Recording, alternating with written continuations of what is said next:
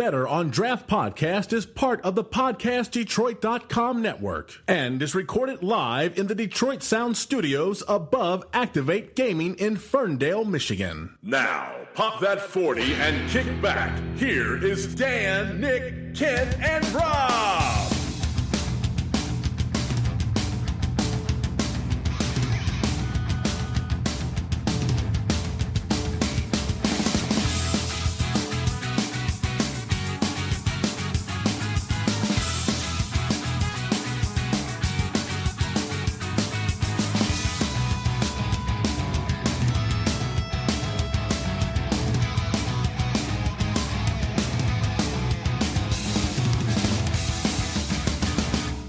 Ladies and gentlemen, welcome to episode number 49 of the Better on Draft podcast. Wow. That's right. We've been doing this for 49 weeks. Actually, 50 weeks now. Think about that. Well, 50 weeks because we did miss 50 one. 50 weeks ago we started it. Not too bad. Can't Not complain. too bad. Beginning of October 2015. We started it actually before that. Shit, we were talking about this like 2 months before getting it going. And I was doing it like 6 months before that with another host. Yeah.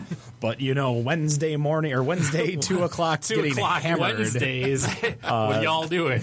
What are you guys doing? Oh, we're getting hammered drinking. Recording a podcast. Oh, what are you going to do that night? Sleep. Yeah, I'll be in bed by 7. So, it's good times. So, good times. I wasn't around that show. No, you weren't. Because you're working. You 2 were, o'clock. you were 2 o'clock on a Wednesday. You were working. I was working for the company I was still working for now, so I was always able to make my schedule so I could drink really whenever I wanted to. And now I don't have that beauty of making my own schedule, so people just schedule me whenever the hell they want.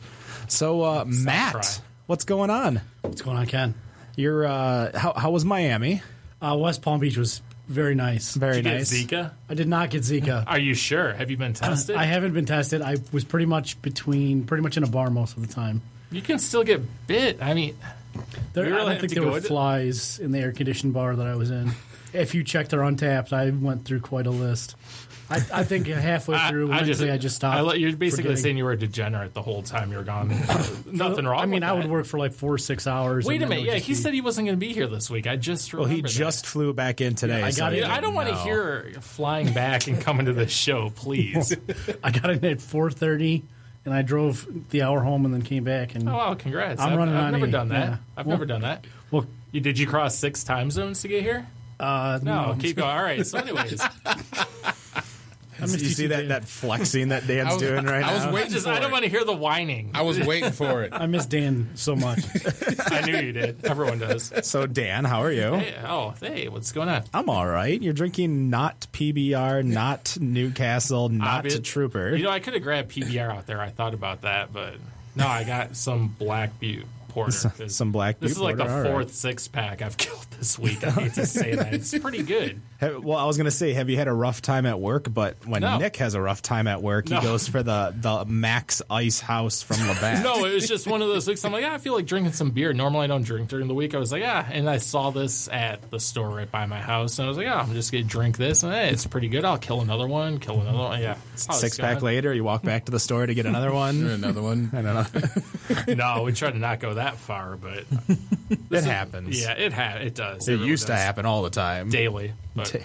Rob, what's going on? Hey, there's another Good Friday. Another Good Friday. You got a Founders in front of you. Yes, I am taking care of one of my leftover Sumatra Mountain Browns, which I think I'd Ken's jealous. A little. Just a little. A little.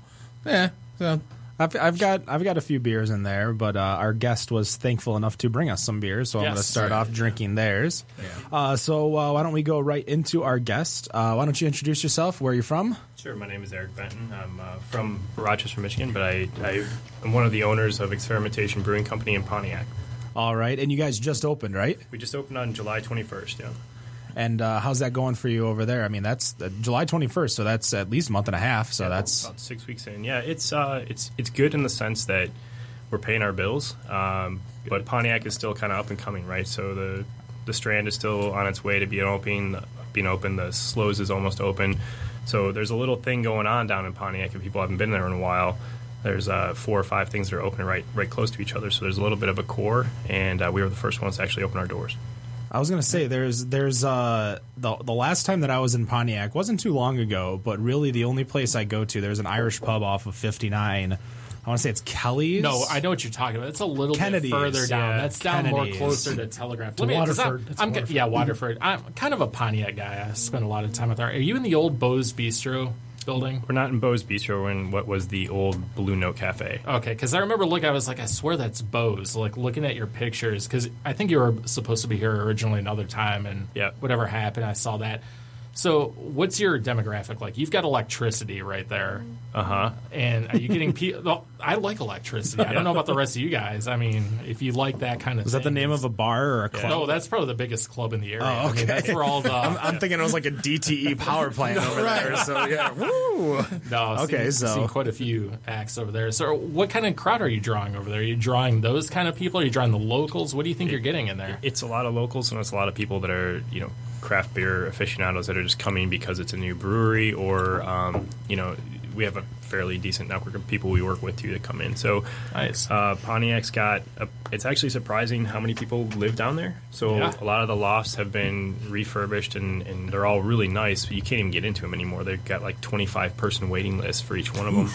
I've been in a couple of them. They are really nice. You got to climb like 5 flights of stairs because those buildings are tall and no elevator or anything? No, most of them don't. You got to think about that. So well, we're on the first floor, so that's not that's good. Yeah, but no, it's actually really it's been really surprising at how inclusive that community is. So everyone that's local is really like pushing to help out. So it's great. It's mostly local people, and then we've had people that have come from like Indianapolis and the UP just because they're trying to hit every brewery and all that kind of stuff. Oh, that's awesome. That's good to hear. Yeah, that's been a wasteland if you think about it. I mean, everything's closed down. You think Mustang Jane's and whatever it was before that, 7, all those places are gone. So Mustang Jane's is going to open again. Oh, wow. So under Vogue is the new name of the place, I guess. How long will that last? I mean, think about it. Even Tonic's gone, and that was there like 20 years. Well, I mean, anything can spiral down, but I think Pontiac, if you're looking at it right now, and if you were to come look at it, there's a lot of stuff that's going on from a construction standpoint. So I really feel like it's on its way back.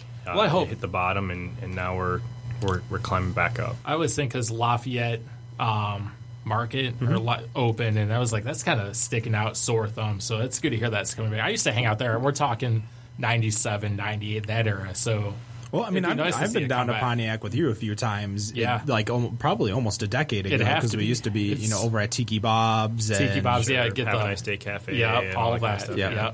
Wow, it's almost like a trip down memory lane. I know, right? I was an industry guy. I used to go to industry back in the day, if you guys we were talking about the Phoenix Amphitheater earlier. Oh, and that's like falling apart. Well, what was funny was that I was talking to, so I was playing Guts Frisbee this weekend, and I was talking to a guy. I never met the guy before in my life, and somehow we got on the conversation at Green Day, and he said, yeah, I saw Green Day in 2001. Phoenix Amphitheater with the living. So we had this giant conversation of like how like Green Day, like everyone was dehydrated because they wouldn't turn on the water spigots or anything like that because they wanted everyone to buy water. Okay. And so they said like whoever was putting on the show, so I assume either it's going to be the band or one of the promoters, was like, you guys need to do something because we got people fainting, because they're obviously they're on a, if you guys have never been to the Phoenix, it's a the rooftop of a parking structure. So there's no shade anywhere. There's nowhere for you to hide. I say I haven't been there. My brother used to go there because I think he probably saw Helmet and like Sepultura. Helmet, what a great show to go see. Which I think they're actually they're doing another tour, like getting ready to. So Carrie Slayer's going to be in town tomorrow. Yeah. Lord. Carrie King will be there. I mean, the rest of the band isn't. I don't even know who else is still in Slayer these days. But yeah, my brother's been there, and he said he's pretty much just come home and just like buckets of sweat. It looks terrible. So, in regards to how many taps do you have right now rolling at the brewery? Yeah, we've got 6 that we started with, and it changes every time, whether we have 5 or 6 that are on tap. So right now there's 5 that are on tap. Okay. We have plans to expand, but we went into this really like not low budget, but it was basically all out of pocket money. And then we built most of what's in there. So right now we're still serving out of a kegerator with half barrel kegs and some quarter barrels, and then we have plans to expand and build a cold room in the basement. We'll increase the tap count. So you're basically trying to run a no debt company. Well, it's definitely not no debt, but it's A brewery and no debt. it's low debt, right? It's a conservative approach. Yeah. Yeah. So you're not pretty much just blowing out loans and doing everything to open up the biggest best brewery. You're doing it on your terms in regards to slowly growing and continuously expanding, because there's so many things that you can do with a brewery, including just simply adding tap handles, let alone whatever else you can do. So how did the name Exferimentation come about? Like what is the story behind the name? Yeah, that was so there's 3 of us that own the place. It's Scott Boughton, Andy Stamper, and myself, and we just had a 2.5 hour text blast while we were at work and going over a bunch of different name combinations, and I think it just came to settle in on experimentation, experimenting with fermentation. The other 2 guys are engineers. I am not, but we're all in a professional setting, so we kind of figure we go with that. And part of the shtick is we're totally creative, so we don't do anything that fits any type of beer guideline, right? We don't have an quote unquote IPA or a pale ale. We have our versions of things that probably wouldn't make it for a type of competition. But so we're going to continue to experiment and put things together that we at least haven't seen before. So talk to us about what we're drinking right now, then. Yeah, you're drinking Pink Tickler. So Pink Tickler is a hibiscus wheat. As you guys can see, it's really like a dark pink, reddish type beer. The hibiscus gives a little bit of a sour note to it, but that's the hibiscus. It's not actually a soured beer, and it's kind of one of those beers that people, especially people who aren't necessarily into craft beer, it's a nice approachable beer for people. A lot of people that maybe are more on the wine focus come in and give it a taste and are really interested in it. So I thought I'd give you kind of 2 examples of the extreme ends of what we have, and the other one is our Kona coffee stout, which isn't an extreme in the extent that it's a coffee stout. People have those, but we kind of went way overboard with the Kona, so it's almost like a cold brew coffee, except for it's 7.2% alcohol. Oh wow! All right. It sounds like the water we were talking about earlier. Just the little water that's 5% alcohol. Oh yeah. Oh, that Sparkling water. nice. So, did you brew before you opened up the brewery yourself? Were you a home brewer?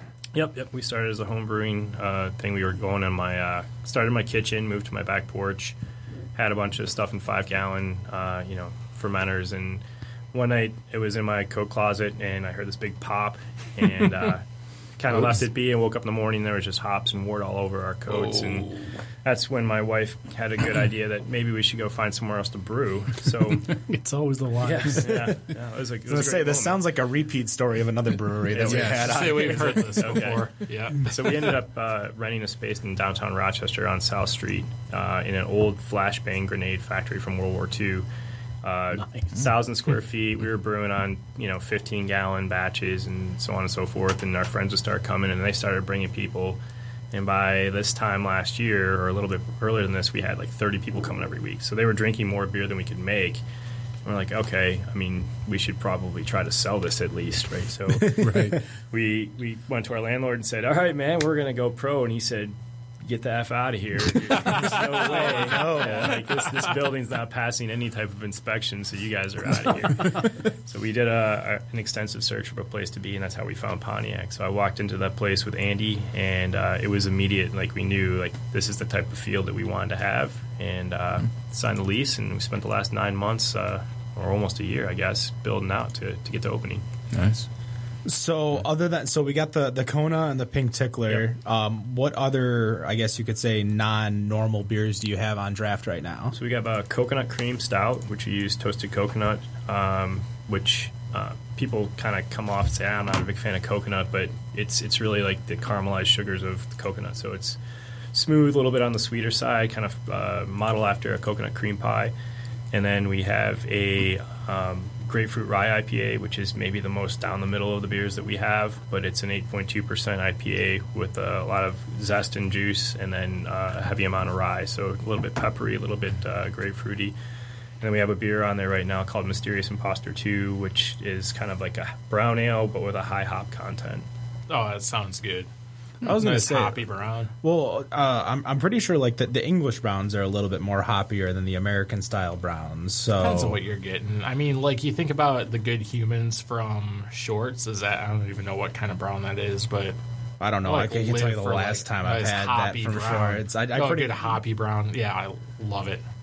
Yeah, I'm definitely the big brown fan over here. So trying to always find different browns, new browns. Some are really, really bad in regards to the stuff that I've had, and a mediocre brown tastes good to me. Okay. So like if I find a bad brown, that's usually not good for whoever's making I haven't that had brown. a bad brown. Come to I think have. Have you really? I don't know. Well, we won't go into details. We'll talk about that during the first break. But I can say you can guess the brewery by the way I'm saying you can guess the brewery. So with that in mind, so how many people do you guys sit right now in Pontiac? We got room for 82. Oh, wow, okay. We've got it's about a 1,500 square foot place, but we have a kind of mixed seating. So we have some couches and things that you can kind of lounge on. And then we also have a bunch of door tables. We found doors in the basement of our building, and we built them into tables. And then our landlord found out we did that, and we asked for forgiveness and moved on. So, Sounds like yeah. We had someone who did that before they found wood and built. Was it Might have been Cellarman's. Cellarman's? That's who it was. Found wood and built tables or Yeah, whatever. they did a lot over there. That was definitely they built everything over at Cellarman's. Like Yeah. they dug the trenches for their piping. They definitely went all out in regards to it, as opposed to when Bee Nectar opened up their tap room. I guarantee you, and I'll put money on this, they went to Salvation Army and just bought whatever they had. So like, As in what? Bought what? Like clothes? There would be like buy some shirts? no. No, Like, you there go would to, be you go like to the good Salvation Armies. You can find some couches, Like, and some tables. Oh, I got okay, like one of those like circle picnic tables that would put the umbrella in the middle, but like around it would be that's like you'd have amazing. one folding chair, one tall chair, mismatched chairs. one wood chair, one computer chair. Yeah, that's exactly what it. And I'd be like, well, all right, I guess. I mean, they basically just put a person in front to work the main taps while they're brewing in the back. So it Amazing. wasn't. That's Well, a that's great time. there's a few places, like I know there's a juicery out in Birmingham that's in this industrial park far away from everyone called Beyond Juice, and it's where they do all their it's their commissary, and they're like, well, we're gonna have people here. We might as well just open for business in case anybody stops by, because it doesn't matter. We're not hiring any extra people. So that's what I think Bee Nectar did was that they actually went out and did a full on tap room over at the Ferndale when they moved locations. See, I remember going there. This is probably like 5 years ago, and all it was a 1,000 square foot room of fermenters and a picnic table with people serving samples. Yep, that's it's probably right before when I had gone there, because you probably met Jefferson, who was the redheaded guy with the big beard. Yeah, he was like the face of Bee Nectar for a while. Okay. So definitely an interesting. The way Bee Nectar was set up was definitely interesting. But that's great that you guys can fit 82. Are you guys open every day or? So we started out Thursday, Friday, Saturday. We expanded to Sunday immediately, and then starting next week will be Tuesday and Wednesday as well. All right. So we're 5 to 10 during the weekdays. We're still all fully employed as well, right? Yeah, that was the follow-up question. Right, it was, Yeah, pretty common. right? Yeah, Run from very work common. to get the growlers to down here. So, we're still doing that thing. We did hire some people, so we're expanding a little bit in terms of hours. And the other side of it, we don't want to stay open till like midnight or 2. We're not really here to be like a club and have people, stumbling over themselves. So. You don't want the electricity overflow like 1 o'clock. Let's go to the brewery. Yeah, like, totally I'd rather different. them be our overflow, to be Nice, honest. yeah. It would work out better for us. So, yeah, it's 5 to 10 during the week and 2 to 10 on the weekends. Nice. That's not bad. You ever think at least midnight or? So we've talked about doing like 11, and we're pretty flexible on the hours. Like 10 o'clock is our closing time, unless there's like 30 people in there and there's there's 50 people still drinking and ready to go. We're not in a hurry to get them out of there, but until things kind of build up a little bit down there, right now the people that are coming to see us just for that reason. They don't accidentally happen upon us. So Makes sense. They're there to have some good beer, and then they take off. They don't usually want to hang out till midnight on a Thursday. You'd be surprised. Yeah. I was at the Loving Touch last night, and there was a lot of people there hanging out. Is that a brewery or is that a strip club?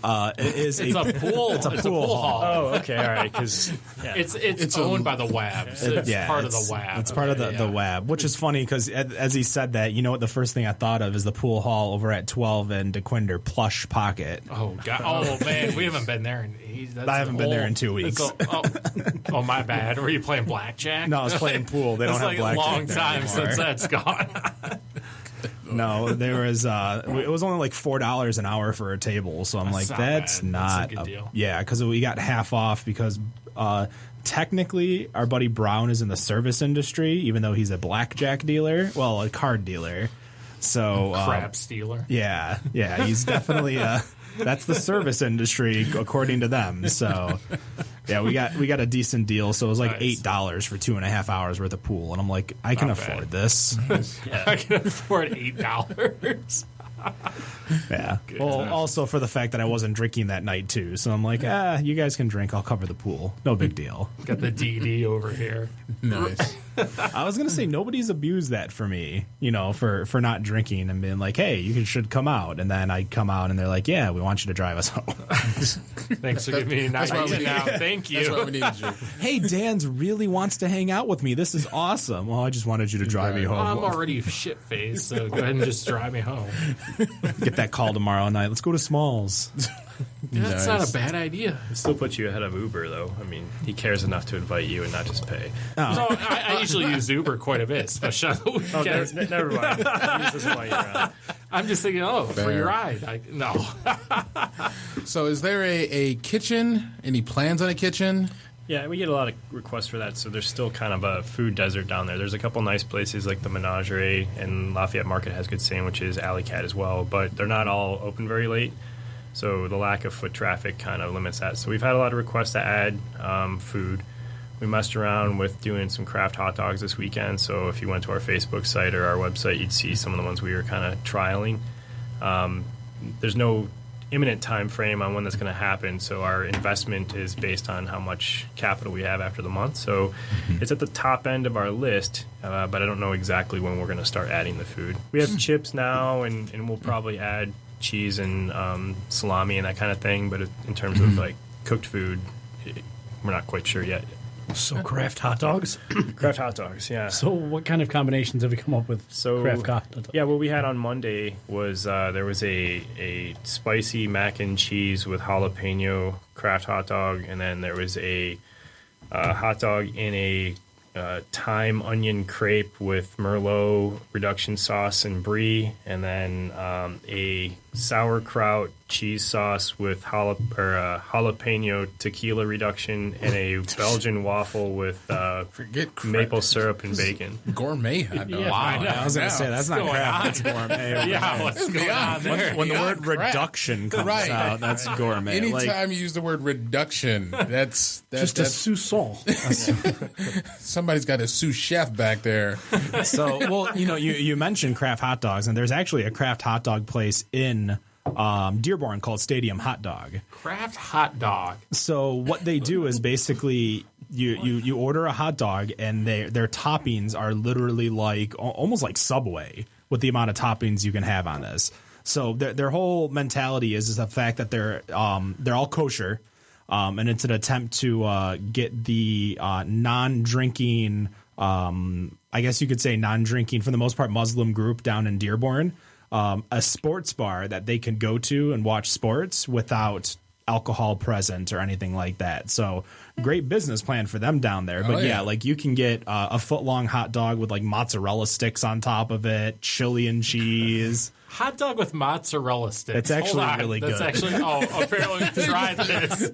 I mean, obviously he's been there if he's bringing the place up. You mentioned the hot dog bar. I think Benion's in downtown Vegas. I'm pretty sure you'd been there for that, where you get the hot dog and you go up to, they had, wow, okay. Is over at Benion's Horseshoe? So yeah, the sports bar in the back, you would order the hot dog. They give you the foot-long hot dog. You go up to the bar where you put all the whatever you want. It's like a salad bar, but all the different Is that like stuff. the new ice cream thing where you pay for the ice cream and then you weigh it with all the toppings? Well, but that was all a compliment. You buy the thing in unlimited toppings. They're like, oh, let me go put all this stuff on my hot dog and eat it. Well, see, that sounds more like the Mongolian Grill, where you pay for a bowl and you try to stack it as high as possible. Same thing, but on a hot dog same. But I learned, I don't know if it was here, but I learned you always put the vegetables at the bottom. No, that was the here. meat at the That top. was Matt. Yeah, that was Matt giving advice last week on how to do that. Right. Oh, that was hysterical. Got it. So business is going good? Yeah, it's as good as you can expect for being the only thing around. So we did make it into the black after our first month, which is pretty impressive, we think. That's very impressive. Yeah. So, and that's with zero marketing dollars or anything like that. So hopefully we can start getting more people aware of us. And we're doing some things like we have a group run every Tuesday. If you're really into running and then drinking, we've got that. We've got a detox retox we did, which was a yoga session in our brewery, which was folled by drinking, of course. Nice. Detox retox. It's like the opposite. It's like the opposite of Bikram yoga. You know what the thing is that these runner clubs that meet up at breweries, and same with the yoga at breweries, are becoming a big thing. Like, definitely. There is a brewery that does yoga and beer, and that's North Center Brewery, not Northville, Michigan. You can check them out over on North Center Road, just south of Baseline 8 Mile, and check them out. Say hi, Bob and the gang. Play some shuffleboard. Love shuffleboard. Nice. Yes, pretty sure 8 Degrees did that too. They don't do it regularly, but I've seen that they've done that before, where they've had pretty much cleared the tables out of the way. And just did yoga. And so while you're shopping for your beer, right, someone's in a downward-facing dog. Yeah, exactly. I'm going to do some yoga while I'm buying my 12% barrel-aged stout. That's definitely something that I want to touch on today, because I had showed you guys a post I made on Facebook 2 years ago. Oh, was that you? I thought that was Matt posting stuff. No. That was me from 2 years ago. I assume that was Matt doing something. Definitely going to be an interesting topic over in segment 2, I guess you could say. We actually have segments here, even though it just rolls right into one thing. Exactly. Since we don't have breaks for the podcast portion. There's music while you're listening live, but no breaks during the podcast portion. So one of the things we ask a lot of people who started homebrewing, what was your first homebrew? Man. It was something that was brew and bag. It was some kind of kit that I started with, and it was probably just an IPA. I don't remember it exactly. Yeah. Most of the beers I brewed at home, I don't remember because it was in conjunction with drinking at the same time. So there's a bunch of recipes that were made that were really, at least seemed really good at the time, that I couldn't remember what we did because, we were drinking the whole time. So. Nice. So, what was do you have a beer that you're hoping to bring that you homebrewed and you really enjoyed, or obviously the 30 people that were showing up per week that they really want you to brew again? So we got a group of about 15 that we settled through the homebrewing process, and then when we were in Rochester. So we started out with the ones that we mentioned. In the next month or so, you'll see the introduction of Dynamic Entry, which is a double hibiscus wheat with Pinot Noir that we brew in there. Kind of like this, but it's like that with wine in it, and it's 11% alcohol. Jesus. Yeah. So the story on actually that one was interesting because we were brewing it one day in that old facility. One of our neighbors, because it also had people who lived there, was evicted, and he came back anyway, and then picked a fight with the landlord, which we didn't know. But he came in and, hey, how's it going, guys? And then a couple minutes later, our door just busted open and the cops came in with assault rifles looking for this guy. So nice. It was that's why it's dynamic entry, because we were dynamically entered by the. Sounds like you weren't griefing anyone on a video game and then called it. Yeah, they swatted him. Yeah, damn. Yeah, that was an interesting day. And you said you had assault rifle at me. Imposter. What was that called? Mysterious Imposter. But you said there was number 2. So was there a previous version of it, or? Yep. Yeah, in Mysterious Imposter, because we experiment, some things don't turn out the way we expected. So our shtick is that if you see Mysterious Imposter, it's something that we tried that turned out differently than what we wanted it to turn out, but it was still good. So it was actually the first one was our number 1 seller for 3 weeks until we sold out of it. But so Mysterious Imposter 2 is another one that we tried. So the Hoppy Brown was a little off of what we were hoping. So we wanted to reserve the name for something that it was supposed to be, but it was still good. And it's one of our better selling beers too. So is that just kind of like a series of unfortunate events? Like God, I hope it's not a series. well, like I imagine you'll have like a hot, maybe Imposter number 3, just because it could it's happen. the next time you're trying to play around with something and it doesn't quite. I'm sure it will happen at some point, but I hope it's not very soon. So that was a little bit of a different situation. But beyond dynamic entry, we're going to then introduce our Trace Winey, which is a triple Belgian, which is also brewed with the Pinot Noir and the peanut butter chocolate porter. Which Rob's ready. Oh shit! Well, hopefully it's better than Jade and James, and then we can just run over to Pontiac as opposed to Grand Rapids. Which, by the way, spoiler alert: next week we're gonna have some Jade and James here. Oh, Rob will be here. Damn! He'll be at the door waiting for you. It'll be like a dog wagging its tail.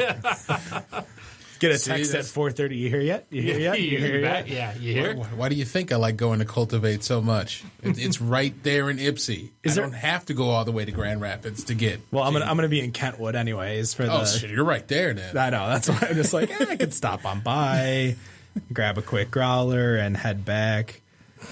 And then watch it get killed on this show. It will. It's not making it home. It does every time. We have some here easily. I was gonna say a lot. There are some beers that get a lot of those malt forward type beers. They always get killed here, whereas those heavy IPAs, never barrel aged, like those do not. Oh no, get we killed took our on time on show. those.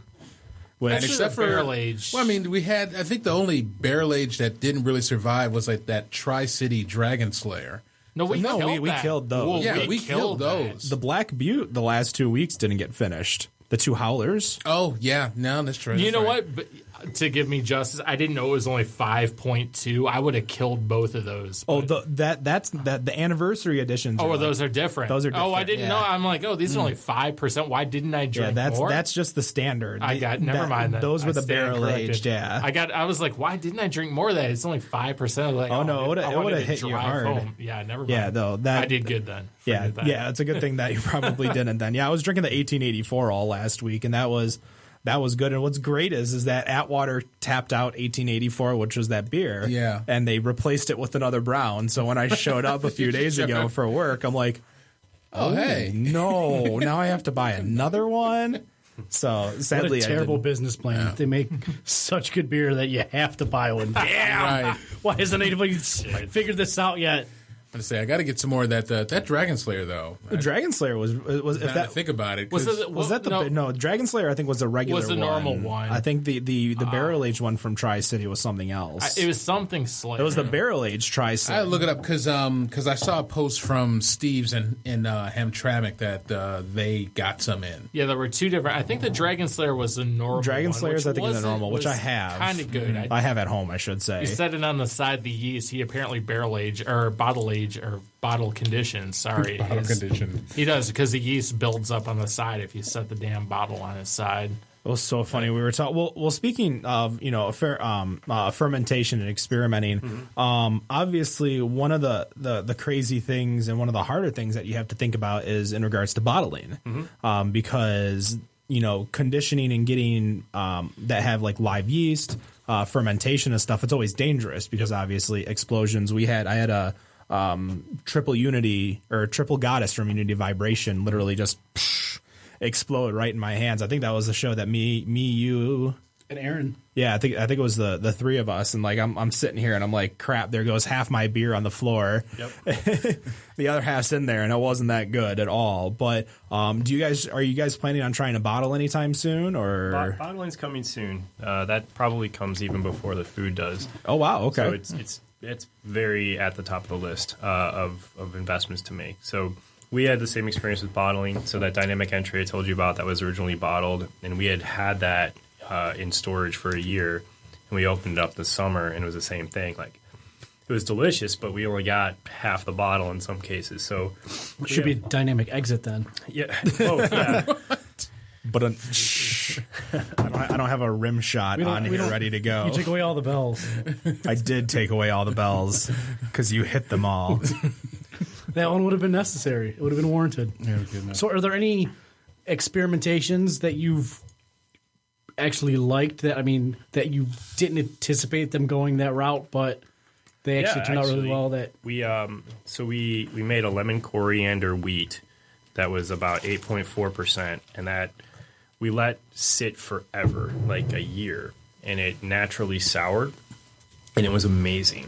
And we put it out. We gave people the opportunity to taste it in 4-ounce pours, and people were buying like 3-4 at a time, and then coming back. We had people buying 15 in a sitting, so it was really popular. So we are recreating that one. So that was not an accident. The lemon coriander was what it was supposed to be, but in the course of our move from Rochester to Pontiac, it ended up just sitting for a really long time.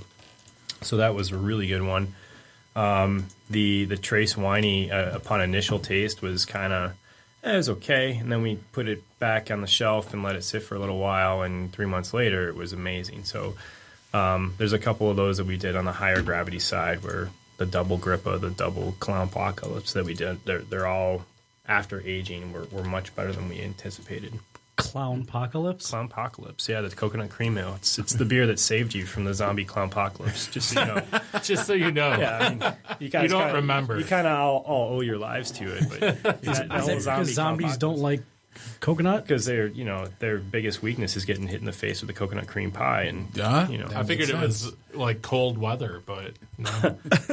I just assumed Zombies don't that like. just preserves them. That's Well, I'm trying to think of, isn't there a series that you can see on Netflix that's like Nazi zombies versus Nazi zombies. something like Isn't that just game? Call of Duty? that's definitely a lot of Call of Duty Isn't stuff. that the current presidential election? Ooh, as we continue, Meanwhile, At the all right, back so at the farm. what did we just pour here now? I just opened up the Kakahayaka Onu, which is the Kona coffee stout. So that is a beer that we make with 4 pounds of Kona coffee from a small plantation in Hawaii that in each 80 gallons of beer. So really coffee forward. Like I said, it's kind of like a alcoholic iced cold coffee, except for it's 7.2%. So do I need like sweet and low and creamer? It should be sweet enough for you. Yeah, I'm impressed you're using American coffee. Not a lot of options. I don't like Kona in any way, but I'm still gonna drink this. And America is one coffee is like shit tier when it comes to America. Dunkin' Donuts. I don't think he was talking about Dunkin' Donuts. No, I'm just talking American coffee. In general. It's obviously, like, he's we got referring one to- spot. He's referring to Timmy Hortons. Well, it's really tough. Timmy Ho-Ho's. in America. That's American, right? This is actually very good. This is really good. I don't like coffee and beer. I was going to say, yeah, I was surprised you had it because that was a topic of discussion. It's right here. That's some strong coffee. Yeah, I mean, don't threaten me with a good time. It really does. I see what you're talking about. It does give me a taste little like bit. an iced coffee, Yeah. which is actually very good. Hides the 7% Yeah. very There's well. 7% alcohol in Yeah. here. Yep. Yeah. That's not good. That's a matter of opinion. What are they? Well, no. The beer is good. The fact that the alcohol is That's hidden. still a matter of opinion. Can I just wake up and drink this and just tell my boss I haven't been drinking its Yeah, coffee? sure. It's coffee. It's It's got just the- something I can it's- put it's my. I've just got some coffee in my cup. Just throw a few ice cubes in there. Go to like Tim Hortons and be like, "Can I just have a glass?" Just have a cup. Doesn't need a- Or just that order upper a downer coffee, effect. dump the coffee out immediately while you're still doing it, and pour that in. Be like, I'm good. They're only like $1 for Yeah. a coffee. So, you yeah. just pour the cup out, walk in with this, like, what up? See, for me, Exactly. I'd be the one that I'd want it in like a double gulp from 7-Eleven. Does this come in 40s by chance? You gotta hide it, Ken. You can't be like, oh, I got my extreme big gulp cup. Right. Hey, what's My up? extreme. What's up? Yeah, they're like, well, isn't your heart going to explode? You just drink an extreme big Just gulp of drink it like coffee. 20 minutes. Like, I need some more. Back when I was a kid, I used to slam like 2 double gulps of Dr. Oh my Pepper a God. day. Holy crap. Oh man. Hold a double gulp. Where you had to get the clip to put on top to close it? Or am I going even further? You're back going a in? little bit further. This was just the big fat glass that was 64 ounces. It used to be like milk cartons back Yeah, in the day where yeah, you had to put put it- the clip Oh, on the really? top. Yeah, you had to get the Oh my clip. gosh! No, this had to have been after that. So this would have been like late '90s, like mid '90s. I think would be a Yeah, fair. I'm talking a little further back. That's funny. The '70s, back when they were open 7 days a week for 11 hours a day. No, yeah. Remember, that's how they got their name. If you didn't know, you were there. I mean, I was there. Yeah, sorry, I was there. You were You're there. right. Slightly. slightly. Oh my gosh, I'll have to show you during break. But Rob posted a photo of his swim team. Oh, and literally the joke that everyone was saying is, "Which one are you?" Was there one black guy? One black guy. I didn't want to make that leap. I mean, that's my level of censorship. Believe me, all year, every time I was on my way to the blocks, one of my good friends, another Rob, he would basically just come up and say, give me this little pep talk. It's like a pep talk, and he'd be like, all right, look, just remember, you are the best black swimmer here. And then I would look at him and say, Rob, I'm the only black swimmer here. He's like, that's what makes you so damn good. Is this where we insert swimming joke? No, it is not. That is where we I don't carry know on. any swimming. This is actually. I want to hear. No, he's probably actually. going to mention Ryan Lochte. Oh, is that where we're going? Is that what this is ending up? Following with the stereotype. We were the high stereotype. schoolers. We had no business messing around at some gas station getting robbed by whatever dudes are there. Allegedly. Alleged. We're going to take a quick break. We're going to be right back with the Better on Draft podcast. And we are back with the Better on Draft podcast, episode 49. I couldn't find an athlete that was noteworthy for the number 49, so I put So shame number upon my 49. family. That's a good. The San Francisco 49ers. The San Francisco episode seemed a Steve little bit. Mariucci. The Mooch. The Mooch. Sean Hill. Sean Hill. Last time they were in the. Oh no, never mind. They have Sean been there. Hill. Sean Hill did take them to the playoffs. He did. Be some real. He did. Be real. Sean Hill. And then he was- came here. He came to Detroit. Took over. So the team should we all for just 2 years. kneel and call it the Colin Kaepernick episode? Oh, Lord. No, we're staying away from that kind of topic. We're not going there.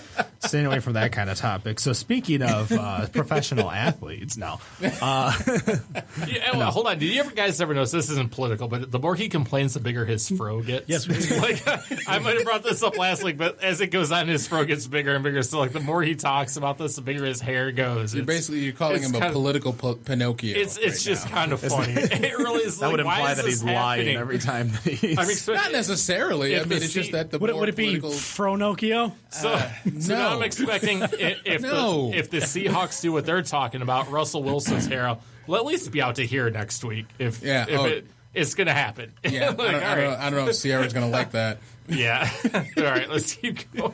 I had to bring that So- because it's funny. So speaking of athletes, we got Rob over here. Oh, hey. Yeah. Swimmer. Former Pro swimmer. Pro swimmer. Him and Ryan It was Lochte. I had a very, very weird day yesterday as it was because my soon-to-be stepdaughter, she is swimming, and it was probably one of the first times I was ever sitting in the stands, and I'm just sitting there just trying to tell her to do certain things, and You're coaching it was like I was coaching, and then all of a sudden it's got this weird ass coaching bug yesterday, and it's like I have no time to do that. So, so how You're often turning into a little league dad. So, Yeah, no, I'm a swimmer dad now. how often in the stands does the names of Michael Phelps or Ryan Lochte get brought up? I'm really curious about it. It has to. It didn't. As from where I was sitting, I didn't hear it get brought up at all. Like blah blah. Michael Phelps. Simone. What was the Simone? No, that was the gymnast. Yeah, that was No, they were gymnast. both Simone. Oh yeah, that's right. They were both Simone. I can't remember her last name, but yeah. None of the Olympics got brought up at all. I fully expect that with all the parents. Like, I know. Blah, blah, blah. Michael Phelps, blah, blah, blah. That's just what I picture. Is that instead of saying stop lying, Sandra, you're going to be like, stop Lochte, Sandra. Stop Jeez. lying. God, that guy, I'll tell you. Beat the crap out of that guy if I had a chance. He'd probably He have a different deserves it. story to tell. He Right. deserves it. I'm sorry. So Rob, you wanted to introduce something to this show, so I'm going to pass it over to you. The ball is in your court. Oh yay! I'm pretty bad at basketball, so I'm just gonna. Hold on, have to pass it right back off. That is the conundrum. He can swim, but he can't play basketball. we totally Let's not visit stereotypes now. Just stay away from that. So basically, just kind of want to go through a little bit of the news, or basically kind of the news that what I've kind of gathered up here. Pretty much just want to go around the room, just see whether or not this is a big deal to you, little deal, or a no deal at all. Is this let's make a deal? Are you Wayne Brady? If I have to choke a bitch, maybe. Give me your sandwich, Dave. Dave, give me your sandwich. Give me your sandwich, Dave. Hey, Rob, give me your sandwich. I didn't know you like to get wet. Because you're a swimmer. Because he's a swimmer. Because I'm a swimmer. Oh, that's awful. So let's go with the first article. So first thing that I kind of came across, I noticed some info come across with Dos Equis, and they are bringing back their most interesting man in the world. So they just released a new kind of feature film style video introducing this actor Augustin Legrand as the new face of the most interesting man, and it's supposed to be running these commercials in October. So, of course, much like the old interesting man in the world, neither one are Mexican at all. And in fact, this guy is French. Is Dos Equis Mexican? Yes. Is that, I didn't know. It's Aztec-y. Yeah. It's as I don't know if that's technically the proper, but it's supposed to be based off the Aztecs. Okay. I think he was referring to as the really didn't know where it business was from. owned by a Mexican company or not. I believe it is Latin, but or originated. It could have been Spanish. I have no idea what it was. Whether it's owned by it is some parent. type of Mexican original company, but From south of the U.S. Grupo, like that. I think it's Okay. Grupo Modelo that No. owns. No, is that Corona? Corona and Modelo and Pacifico are together. Got it. yeah. Well, I guess anyway, this just kind of big deal, little deal, or no deal. What do you think about the most interesting man coming back? Do you think this is going to just continue, or I guess broaden their sales? I think it's a mistake. I think when they did the 184th most interesting man alive little commercials, and they had the one guy that was it was funny, but in the end comes a point in time where you have to cut a marketing style and a marketing promotion, like when Old Spice got rid of Isaiah Mustafa. yeah. Real man of genius. You had Terry Crews. Yeah, Well, so- I think you had Isaiah first, and then it was Terry. And then Now now it's it's kind of been both. Yeah, but the thing is that Terry wasn't trying to be Isaiah. Terry Right. was his own person. So I think it's big news in the sense to where I think it's a big mistake for them, because I don't think a lot of people want to try it. They're just changing the most interesting man, and they're trying to basically rebuild or strike while it's hot. Not strike while it's hot. They're trying to strike gold twice in the same spot, and there's no gold there. But what about you guys? I think it's no issue. A lot of brands have been around a long time. There is going to be turnover with characters. You can't judge it till you see it. I'm going to go kind of deal. I'm going to kind of go in the middle here. I think they're coming out with cans now in Dos Equis. I think that's kind of been one of their new campaigns, because I think to this point they've just been bottles. So I think they're kind of shifting, and it looks like they're shifting to a younger demographic with a younger guy. So maybe this whole can youth movement is something that they're going to do. I know Corona's had a lot of success with their can, and you watch their commercials, it's always young people at the beach. So, they're just probably trying to jump on what people over at Crown are doing. You really think they're trying to go with a stereotype like that, though? Like Corona and the beach, that's always been a thing. You think Dos Equis is trying to move that way? I mean, It's kind of weird. I would think that when you advertise and your main character is a 70-year-old guy, and then you try to bring it down to a 20-year-old looking guy, I think it may be trying to shift the demographic you're going after. But keep in mind, the most interesting man were like flashbacks. It wasn't him doing that right now. They were flashbacks of what he was doing. So But it was it's not always really a change. I don't know. I just But at the end of the commercial, it was always this old guy. Yeah, but it wasn't the old guy doing things. It was a flashback of another guy doing it was those things. I guess So still I don't see the difference. from what Matt is talking about with that younger demographic of being in, like, say, the 20s and 30s. Even the flashbacks got this dude with a full Yeah, beard looking plus like he's still in his 40s. plus they're like 70s camera reel style, so they feel like they're 50 years old of the vintage, of the camera. So I think it has potential to be a big deal, or just a complete flop. But I'm going to say little deal. Looks like they're just shifting where their marketing is going and how they're proceeding. So I mean, I think the millennial generation is like the biggest generation since the baby boomers. So if they can grab some more share with a new campaign, why not? I'll get the answer too. Yeah, for sure. Come on in. I think it's a little deal in the way that Ben Affleck as Batman Oh, God. versus Christian Bale as Batman. Like, you had a great thing going, and it really, really worked well, and you finished the trilogy, and you finished the most interesting man in the world, cut it off, go do something different. It kind of smacks of lack of creativity. Yeah. No offense. Well, I mean, the best Batman's still Clooney, so It's because of the nipples. It's the nipples, He Greg. had Can the you nipples. milk me? He had Wow. nipples.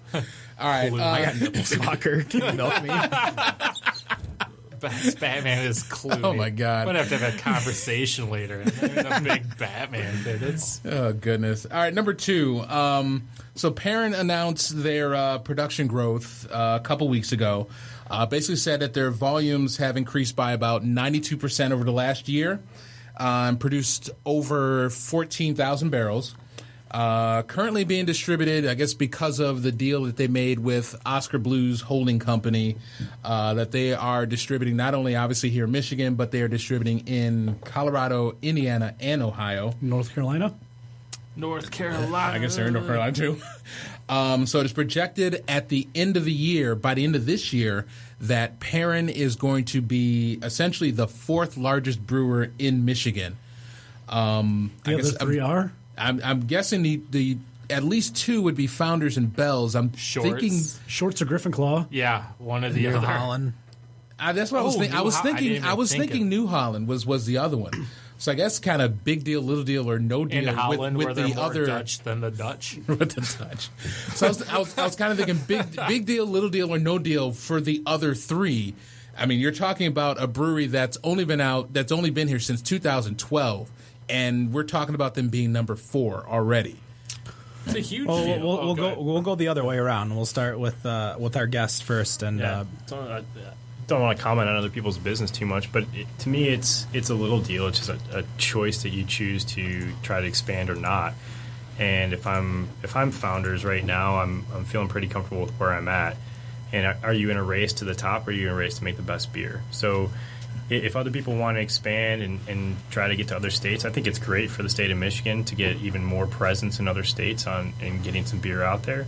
But if I'm somebody like Founders or Bells, I'm not terribly concerned because I'm doing a pretty good job already. Yeah.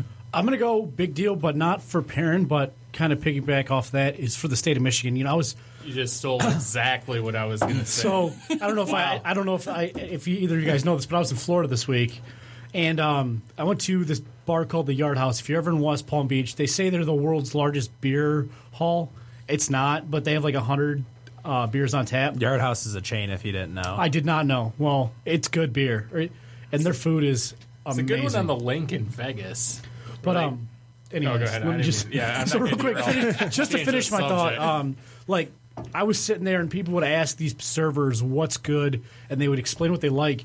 And the 3 things that were constantly being suggested or were being offered were Balday and Two Hearted, and they even had Oberon on the continual menu. So having those 3 beers represented on such a big place and being suggested, 2,000 miles away from where they're made, I think that's a big deal. And if you can continue to sack handles at national chains with another Michigan brand, I think that only lends credibility to the beers above it and the beers that are going to be following. Yep, I agree, because like I said, I was going the same route. For Michigan, it's great. That is a huge deal, because if you're in Florida with Michigan beers, who can't bitch about that? That cuts into Oregon, that cuts into Vermont, all the other places people think first before Michigan. But if you're a company here, who cares what the other ones are doing? That's good for everyone. That's good for you. If Michigan's getting more attention, you're getting that attention too. You're not going to be like, oh, we have to undermine whatever they're doing. No one's going to do that. That's just bottom line. It's good for the state. But if you're like Founders, who cares? You're going to keep doing what you're doing. And now you have more exposure because like, oh, here's another Michigan beer and another one. So people are like, oh, these guys are pretty good. Yeah. Perrin's not craft beer, so no comment. No. Really? Well, yes, really. They're not considered craft beer anymore. There's that barrel amount right Get there. out your craft check. pretty What are we doing? Well, no, it's not barrel amount. It's because they have an investment from Oscar Blues. Oh, yeah. They haven't reached the barrel amount of 6 million barrels. That's right. sure. It's 6 million. But At the Oscar end of the day, though, Blues, what else? so do we not consider Oscar Blues a craft brand then? It's you cannot be invested by another alcohol company, not another craft company, another alcohol company. So I don't care. I just make it because it's funny. To me, it is hysterical because I can make people upset And well, you have made me upset by telling the truth. It's kind of no rules. Yeah, and it's I mean, who's going to wait in line at 1 p.m. to get that beer? I don't know. They're already talking about, although it's not Perrin, it's Dark Horse. They're talking about the 4 Elf party next month over in. I saw the conversation about that already. Yeah, I'm like, Jesus Christ already. Goodness. Here we are. Right. But no, in regards to it, I'm going to agree. It's for the other 3, it's not a big deal. Well, it is a big deal for them because I think it's going to show a lot of exposure when you have the beers that let's talk the big 2, Founders and we forgot the other Bells. I know the Bells, but I was talking about the other major one, Atwater, because Atwater is going to be Atwater's up there in distribution. So in regards to that, you have all these, these breweries are they have their standards, and you talk about Two Hearted, you talk about All Day. Those are solid IPAs across the board. And when you're talking about out-of-state beers, you always talk about, especially the IPAs, you're talking about All Day as well as Two Hearted. Mm-hmm. As much as I don't like either or, I like Centennial more than I like All Day. But in regards to those beers, those are 2 really good, eye-opening Michigan beers that a lot of people will be like, oh, Michigan makes good beers, let's try something else. Right. And I think it's going to do a lot for them. And I think Perrin does a very good job with their Big Grizz, with their No Rules, those heavy beers that they have. Right. So I think Perrin's going to do just fine, and I don't think it's going to hurt anyone in the market around here. Yeah. No, it won't, but the exposure is great, like I mentioned. Yeah. All right, so third one, Leah Ashburn, president of Highland Brewing in North Carolina. Oh, totally. I totally thought Highland, Michigan. I'm like, I'm like, where are we going with this? So she was involved in a Brew Talks discussion and stated that one of the big challenges in the brewing industry is that with so many brewers that are trying to establish themselves out there, it's become tougher to find qualified staff because everyone in all the breweries out there are looking.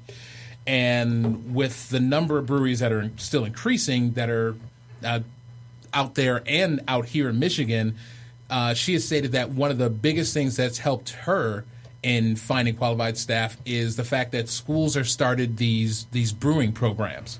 So really big deal, little deal, or no deal that schools, obviously we're having Schoolcraft on here at some point. By 2 weeks. I mean, big deal, no little deal or no deal that schools are really starting to really kick these brewing programs off. So I'll start this off. So we're going to have Schoolcraft College here, who is going to be one of the major players in regards to a local college doing brewing, and I believe they're doing a distilling type of degree, and it's part of their culinary arts degree. It's a separation of their culinary arts degree, but it's part of their culinary arts program. In regards to the looking for educated people and all of that, there are enough especially because there is, it's not like cooking where there's a lot of I'm trying to think of the best way to put it.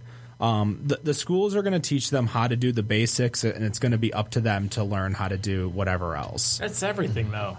Well, college-wise, I agree, but we're talking about there are programs. Like, I find it hard to believe that you can't find enough educated people to work in a brewery or to work as a beer back, because there are educational programs out there that are dirt cheap that you can get someone in, and they just don't want to bite the bullet because, of course, with restaurants, with breweries, the turnover is huge. And the investment is huge as well. But with, the certified beer server, Beer Savvy, that program is dirt cheap and easy to get someone to go through. And even the regular Cicerone program is pretty easy to get someone to go through if you're looking for, again, a head server or anything like that, looking at it in the restaurant point of view. So with schools teaching it, I think it's going to be more expensive and more... Like, if you're going into it for school, you're going into it for business as opposed to going into it to work at a brewery. Because no matter what brewery you go to, whether, if I go to Experimentation, they're going to want me to brew within their guidelines, their standards. They're not going to want me to come over here and try to do your standard triple IPA because... that's their business plan. Their business plan is to do shit that you've never had before to give you a reason to come to Experimentation, which is a reason why I would go to Experimentation. Because why the hell would I go to a fucking brewery to try their 10 goddamn IPAs? God, don't get me started. When I've heard this several times. Yeah. but that's the thing though, is that I don't need to go to, like, I went to Atwater, and the Atwater in Detroit, and their entire beer list is so diverse, and so they have their standards, the ones that they bottle, but the different beers that they have is so ridiculous. How many IPAs did they have on tap? Out of their 20 some odd taps, 2 or 3. Oh wow, I'm impressed. And I mean, you're talking like an IPA and maybe a fruit IPA. We're not talking the double crooked tree, blueberry, double crooked tree raspberry. Yeah. No, we're not. So in regards to it, you can learn the educational process of how to brew beer from, either you can work at a brewery and learn from the bottom up, or you can go to school. But in the end, in regards to, I think a school like Schoolcraft is teaching you how to run a business. Whereas if you're looking for employees to work at your bar, at your brewery, you're better off going and, investing in, certified beer server. Yeah. That's the situation with any type of degree, though. Keep that in mind. I think it is a pretty big deal. I mean, they're keeping up with the times. How many breweries do we have now? More than pre-prohibition. 250 something. At this Well, he's referring to full country. I don't know. Yeah, country. I know you're talking I'm about not just country. talking Michigan. I think Nationwide. Michigan. I don't think Michigan's back up to where it was before, just because there were so many in Detroit. But Yeah. you know what I'm talking about. Nationwide, we're back up to that. So these schools are keeping up with what's going on in the nation. That's a great thing to know. It's another option to go into that. Look, if you get like, I agree, and I'm sorry to interrupt, but the market is there. The market is there for those Definitely. degrees, for those businesses, and for those plans. But I think based on who we were discussing in regards to from Highland, North Carolina, versus what the degrees and stuff, I still think the Cicerone program is better for the employees than the actual school. It might be, but also I like to look at this like the IT field. Yep. That's what I was going to think. The IT field will teach you all the basics no matter what you do, but no school is going to teach you what that company needs to know. You have to do your own things outside of that. Same with this type of brewing, beer industry. You've home brewed. It's there's no set pattern of what you're going to do. There's the basics, but your coffee stout here is a stout or is a porter. Stout. It's a stout. Is going to be different because each one does a different. You have to know the basics and then can build on that. You can't.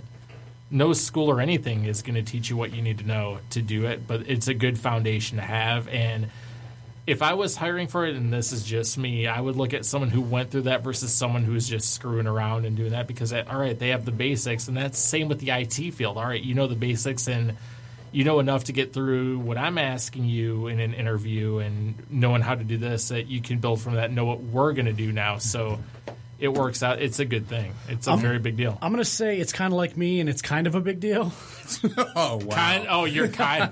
You're not the next big thing. You're a kind of a Wow. big deal. I'm gonna You're kind pretty of big. You're just big in Japan. Hey, nothing wrong with that.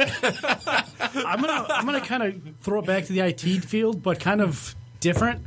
This kind of seems like IT in the early '90s, where small schools would pick it up as something that you might want to know or a new vocation, and it's lending credence to brewing becoming a social norm as a job. Being a brewer is something you can do as a job now. Like 30 years ago, people wouldn't have thought you can sit on a computer and have like internet safety and all that stuff as a career. So I think this is a step in the direction of making this one of those things that gets recognized. Like I saw on the news, and I don't know if this is going to take off, but Michigan's trying to sign a law to be one of the first states to allow driverless cars, to be ahead of the curve with Ford and the big So three. they shut out Tesla, but they want to be So driver. I guess No, what I'm we're trying gonna to say avoid is politics. That's a different conversation. And I would love to have that conversation with you off air. No, I know it'll work. I think you and I would have a good moment. But Continue. my Matt. thought is, just like we were talking, Michigan's a good beer state. So now we're investing our resources in the youth to continue to bring Michigan beer credibility up. And I'm sure if it's at Schoolcraft now, in a few years, it might go to one of the directional schools. Central Michigan's got one right now. Yeah, program. Central's got And one. then, I you know, think maybe, Ferris might have one too. Yeah, and Ferris, then I think learn how to Ferris brew has one. Busch Light up there. But it'll eventually get to a point where it's a big thing. You know, I'm sure like Harvard and MIT have something like that just at like the chemistry level. But I think it just kind of leads to, all right, owning a brew hall or a brewery isn't just something that slackers do. This is a legit career that people are doing and making a career out of. So let's train people how to do it, because there's obviously interest down the road. So that's where I think it comes from. Yep. Are you calling our guest a slacker? Not at all. Years ago, he made it be considered a slacker, but now he's turned something into a business, and that's why you go to school. You have an appreciation for something. You go to school, you learn it. Well, you just said you hired people to work. So what was your mentality in regards to hiring people? So to be honest, we did have one person who went through the Schoolcraft program, but that I hired her because I actually worked with her already. So that was more of a personal relationship, and I knew that she was a quality person. What I personally value is going to be the ability to pick up on things. So you can kind of derive that from the fact that somebody went to school. But on the other hand, what's more important to us as a small company is what's your creativity level and what special skills can you bring to the table. And that's not necessarily encompassed in a degree. So while I think it's good, to me, I would give it it's a little deal. Like, it's nice to have more people that have some background in the industry and they know like what the tap cleaning procedures are and how the brewing works. But we could teach that. To me, the more valuable asset is, one, can you communicate with people very well, and then two, what's your creativity level? Because we're going to survive, in my opinion, on our ability to continuously create and come up with something new. And I think that's true of IT as well. Like, can you program? Sure. But can you program something that's really unique that people haven't come up with yet? And that's the thing that takes off. I mean, there's thousands and thousands of apps out there. It's the creative ones that win. Yeah, Definitely. no, that's a good explanation. I like that. Nice. So, kids, listen, beer is like IT. They're both good options at this But I guess point, my and concern is, can you be under 21 and enroll in that class? why couldn't you? Why not? Can you? You can serve beer under 21. I guess Right. if you're experimenting with beer, but I mean, you we're can't talking taste it. we're talking I mean- Schoolcraft. That's you'd be under 21. Well, I remember going at Central there was a beer and wine tasting class, but you had to be 21 to enroll in that class. So there. You can buy all the ingredients and brew, and you can be any age. I could go buy I think grain. I think there's definitely a little bit more because, and I'm going to harken it back to the laws in regards to how Michigan laws occur for brewers. So brewers themselves, they can bring in alcohol themselves to drink, to test, to do all these things, whereas it's illegal for any customer, any other employee. So I think at that point, because you're not drinking to get drunk, you're not drinking. You're literally drinking for market research. is market what it- research. yeah. Right. what great R&D. Yeah. I know. Wouldn't you love to be in that? Like, I'm just a beer tester. Nice. That would be a great resume. I am a beer researcher.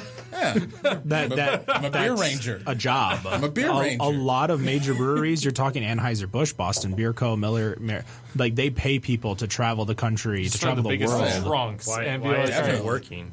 What's that? Why isn't it working? what, for Budweiser? I mean, they just sponsor Bar Rescue and have them talk about Beechwood for an hour. I mean, mention You can really taste the beechwood in here. All right, I'm gonna. no All right, joke, let's that let's really let's happened. hammer out one more quick article. Yeah, I'm going to skip the fourth one. So I'm going to go to the last one, just a really stupid one. So this story came out of New York where a man was pretty much caught on camera stealing 2 cases of America. No, what? Yes. Yes, on camera. So Is this the does this happen superhero one? on So yes, the camera? problem was that they really couldn't identify him because he was wearing a Batman costume suit, but he went completely like crossing over, and he was wearing a Captain America mask. Now, police apparently have identified who this was, but the You're going to know who this The guy store's is. not pressing charges the store either. is not pressing charges. So you found a special member of the community and he stole some beer. I don't mean to go there, but this is probably what happened. Big deal, little deal, or no deal we're- on them letting this guy go. So we're gonna kind of skip that because we're only about $1.20. No deal. No deal. No bueno. So there was actually a story to tie into that. So there was a theft in Canada where a guy dressed up in full goalie gear and stole beer from a beer store. Was it Goldberg? It was not Goldberg. It wasn't no. a goalie, not Goldberg. No, Goldberg was the Mighty goalie Ducks. for the Mighty Ducks. Oh, I'm thinking, here goes Bill Goldberg. right. Here, have some beer. So, side question: if Bill Goldberg walks in your party store and just takes a case off the shelf, are you going to stop I'd be him? like, oh man, it's Bill Goldberg. I'm have like, a he's- case of beer. That's his beer. You can take it. I'm not his beer next. now. I'm not next. You can take it. All I got to do is wrestle him for 5 minutes and then he'll be gassed. If it's America, I'm gonna be as Chris not worth Jericho. the $8. If I'm Chris Jericho, I just punch him in the face. Call him Greenberg. Greenberg. Oh, Jesus. So definitely two interesting theft stories of beer, to say the least. One very Canadian and one very American, I would say. So we're going to take a quick break before we come back with 5 questions with Matt Bush. We'll be right back with a Better On Draft podcast. Hooray for beer! And we are back with the Better On Draft podcast, segment 3. Uh-oh. You know what that means? 3. Thank you. Hey, you're welcome. I like it better when you do your more like, hello. Hi, we're here with Better On Draft with segment number 3. Segment number 3 with the Better On Draft podcast. My name is Ken. And we're going to be here for the next 30 minutes Oh, boy. as I get some music ready for one Matt Bush as he's going to go. This is actually getting Is this weird. hello talk? Is that what we changed to? Do I need to this is- just leave right now? I think there's a show on this network called like Reasons Why I'm Single, and there's one right there. There's one right here. Like, am I only here the for 2 quiet storm segments for from drunks. now on? There it is. Hey, that's a commercial right there Nope. too. What was that? That was actually kind of enjoyable. Is this Can we like that just- person we were talking about online earlier? And Here we go. I can rock to this. Oh, there we go. Nicely done. All right. So the way we play it is, I'm gonna ask 5 questions. You as a team can give the answer. Question number 3 is always name that beer. So you have 2 guesses and 1 question. So you can sip now or sip throughout. Because as you see on Facebook Live, I have a report. And we'll go from there. So, question number 1, I was in Florida this week, if anybody heard. Geography. We always I start with, love how he says that sentence every single that's like the 4th time. I don't know if you guys know, but I was in Florida. Florida. all right, so quick speed round, 30 seconds on the clock. And I'm actually going to give you 1 out of 3. But, I mean, really, there's no wrong answer here. So, 30 seconds on the clock. I want 3 beers with a Florida-themed name. And I'm going to give you 1, which would be Shorts Key Lime. oh, So 30 seconds. the easy one. 2 more that have 2 more beers that Land have. Shark. Okay, there's 2. How is that a Florida? Because it's the name of the Miami Dolphins and Miami Hurricane Stadium. They bought the rights to it. That's Florida enough. All right, quick. I had no idea. Think of a beer that might have something to do with Florida. Or Think of- Oh, jeez. I was gonna say, is there anything I with don't- they don't the say drink stouts on there. penile joke I know. or keys? Yeah, there you go. I have no idea. I was like, What's Florida I try known to forget for their Does Cigar exports? City even count? dying people. players. Florida is Dying. known for dying people. The U, Okay, so we'll just. Zika virus, Zika Stout is Zika stout. There you go. Zika Stout. I'm sure that's Cigar City's next one, so I'll count that in memoriam. That's terrible. All right. Wow. So number 2, the only football game that actually matters this weekend is played in Ann Arbor. And Really? we are Lions versus Indy is going in Ann Arbor. so Ann Arbor Carolina actually. and Must be Denver Denver Pioneer playing or something.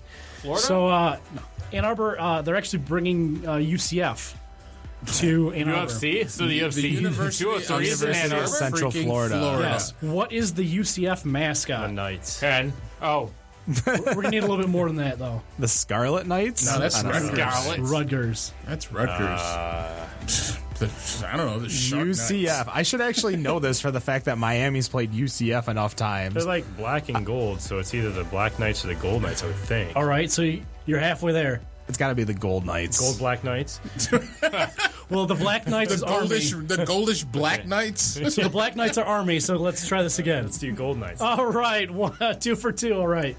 All right, so Name that beer boy. time. name that beer. So we've I got a don't know who solo what cup. this is. I'm gonna make sure that I can get Robin on this. Goodness, he wants to So make sure. just so we know, we were given hints earlier that it's not any malt liquor and it's not any FMBs.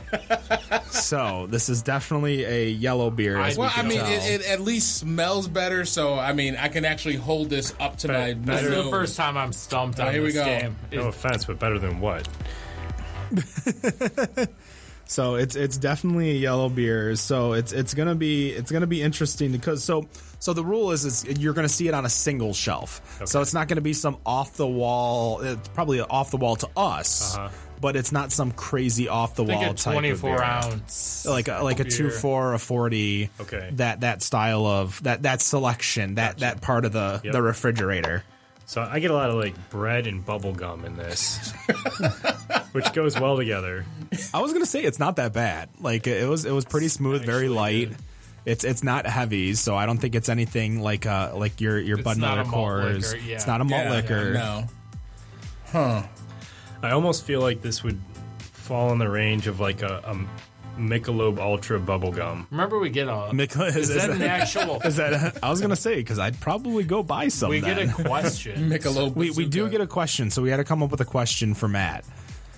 So we can either try to figure out, the brand, like if it's, Michelob, Milwaukee, like we have to ask the question to get, a yes or no answer. Okay. So like last week, like our choice was really, it was either Steel Reserve, like their extra punch, or it was Four Loko. So we asked, did this drink ever have caffeine in it at one point or another? So that's how we were able to get the correct answer. Okay. So at this point, I mean, there's no real. I can't think of what to even ask about this. I have an idea just because We already outlawed color of the can, which yeah, we already from outlawed. week one. you Right, weren't here. yeah. I wasn't No here, so we questions can't ask. anymore. Like, there goes the music for some reason. Loop. There we go. I was like, this thing's an hour 40 long, so.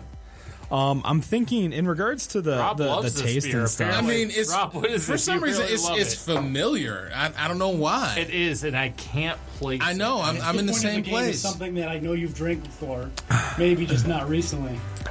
All right. As in like 6 or 7 years ago. I mean, damn. All right.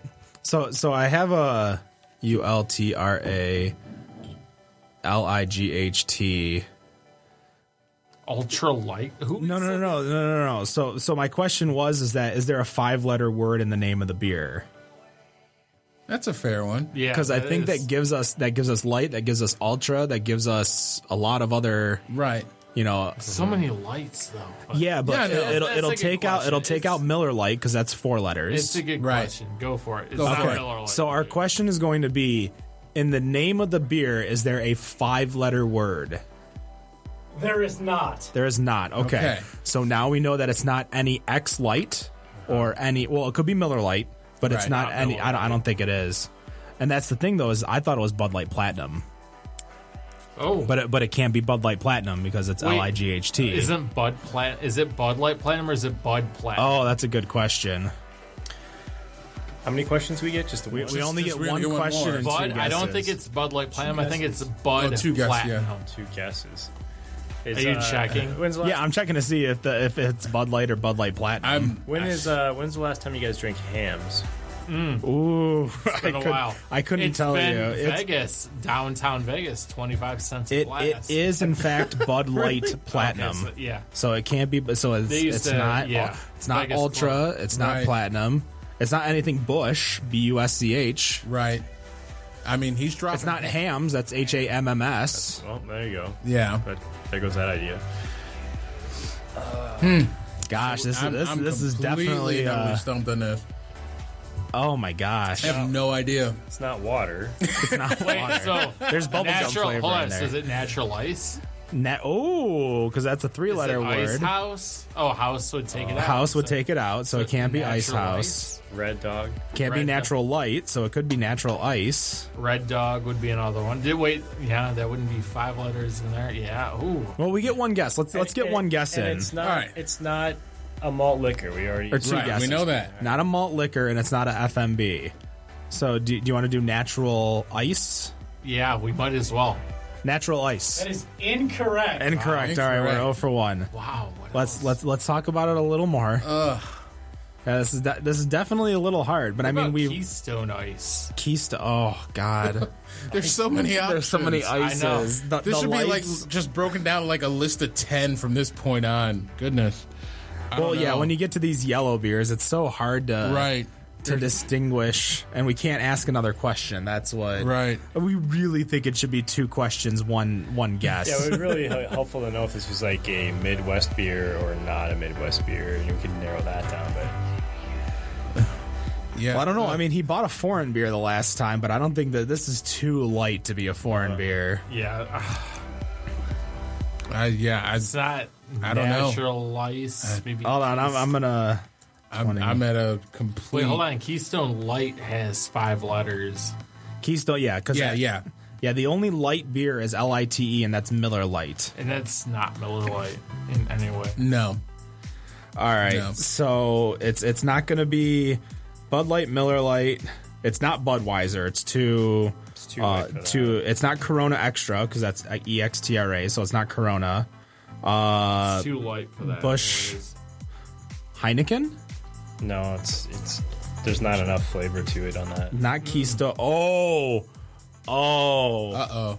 If it's not Natural Ice, I think. Well, we got potential. So I'm looking at some beers. So Bud Ice. But I say don't make any more. Do they? I mean, this is from 2014 This isn't sales. Bud Ice. I've had So Bud Ice. Miller High Life, This is, I want to say High Life tastes different. because it can't be MGD because draft is 5 letters. I don't think this is High Life. Really, what other beers do we have to choose from? I want to say High Life has more of a sharper taste to it. I thought High Life had a more of a yellow. We are color to it. constructing It this seems beer. more- That It too. seems more pale than a High Life. I agree.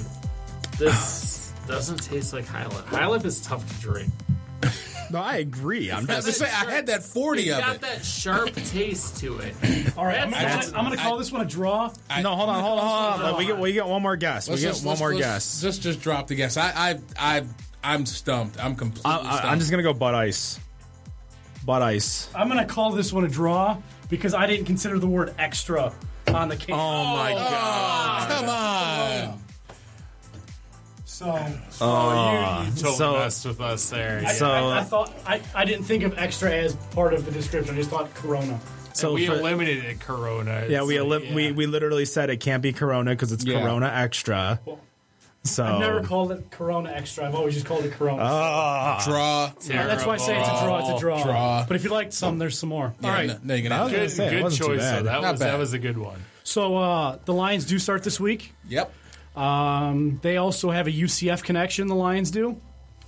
Back in 2008, they drafted somebody in the 3rd round out of UCF. Kevin Oh Smith. man. I even had the clue Snoochie Boochies, so Yeah. I'm glad we got it. Ruin. Nice. That is right. All right, and then lastly, I don't know if you guys know, but I was in Florida this week. No. No, really? True or false? There are more cows in Florida than there are party stores. True. more cows in Florida. Florida doesn't seem to be that big of a farming Think style. Central and the Panhandle. My thing is there's It always might be- there's always so much advertising for California cows being happy cows, but California I just know the one cow that tells me to eat more chicken. oh yeah, there's that one. It's from Georgia. That's in Georgia, Yeah. yeah. Seems like Is that where the Florida peaches cows grow? would be super But miserable. I'm going to say true. It is true. Really? Florida is one of the actually largest cattle producing states in the country. Outside the Great Plains, they are, I believe, number one. See, outside of Colorado. Outside Not of a- the 16 states in the middle of the country? Yeah, where they graze. I mean, it's raining all the time. They got all the grass. Well, it is Central Florida, and that's a real hotbed of. Yeah. Is that where you were this week? It's in Central I was Florida? in West Palm Beach, West Palm actually. Beach. If you didn't know, I Yes. was in West Palm Beach, Florida. That right is off the lake. that is a very eccentric town. Yeah, it was fun. There's- So that is 5 questions. We did okay. It was fun. Except for the extra, I never. Except for I know the it's host written who right on the fucked up. can, like prominently now. But I've never thought, hey, I'm gonna go buy a Corona Extra. I always thought I'm gonna go buy a Corona. So It was fun, as always. This is why we can't have nice segment. things, Matt. My we have favorite segment. Actually, we have very nice things. We just can't have nice things because Actually, people come in after us to and be pour stuff on honest the though, board. if we would have guessed, if it would have had 5 letters, we would have been screwed because there's so many. I meant any light. Like I thought we like scored the Guess Who jackpot when you said there was no 5 letters. Does he have in glasses? Does he look like a bitch?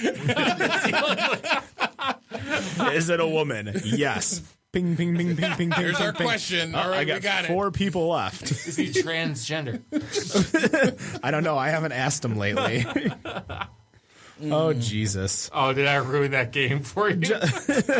That's the new Guess Who. Do you have a clue?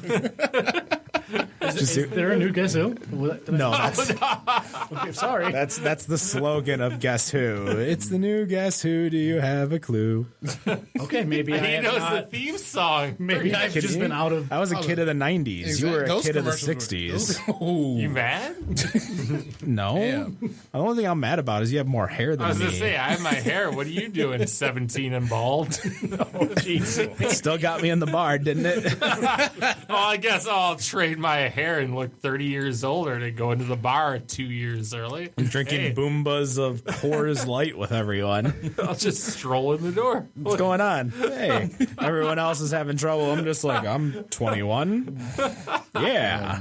So let's talk a little bit more about Exferimentation. What do you guys got coming up in the short term, the long term? What's kind of the next 3, 6, 12 months kind of hold for you guys? Yeah, so we talked about the beers that are coming in the next month or so. We'll continue to roll out the 15 that we're totally comfortable with. We also have intent to have a constant rotation of prototype beers. So we brew on a 2.5 barrel system, and then we do a 2.5 gallon prototype system as well, where we'll just rock things through constantly. So 2.5 gallon? 2.5 That's gallons. Wow. Yep. No, it's pretty super small. tiny, just so we can just keep kicking things out. And- Any special recipes that are kind of percolating up there that you want to? Yeah, I mean, we've got a few in there, and it's a lot to do with people who come in and talk to us. So, like, we've got a couple recipes. There's a beer called Lucky Brown, which is based off of a guy's band who happens to be, like, rehearsing across the street. There's one that's halfway there. Same thing, it's a band name, so we're going to cut the fermentation halfway with some rum. Is it called Bon Jovi?